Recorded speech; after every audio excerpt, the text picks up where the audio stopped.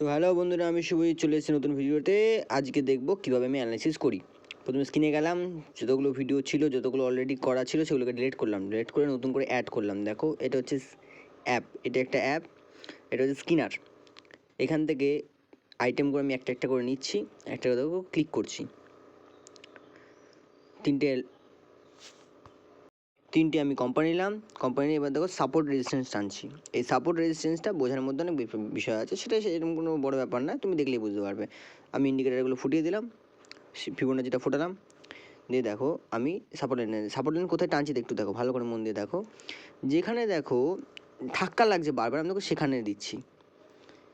যেখানে ধাক্কা লাগছে বারবার সেখানে দিচ্ছি, দেখেছো? ধাক্কা লাগে সেখানে দিচ্ছি। এই জায়গাগুলো নোট করো, তুমি কালকেই দেখতে পারবে ঠিক এই জায়গাগুলোতে পিন পয়েন্ট রিজেকশন হচ্ছে।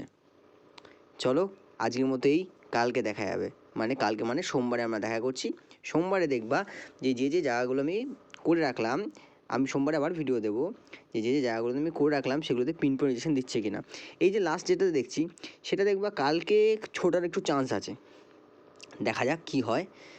আবার শর্ট টাইম ফ্রেমে গেলে এটা পড়তেও পারে, আমি পড়াতে বেশি বিশ্বাস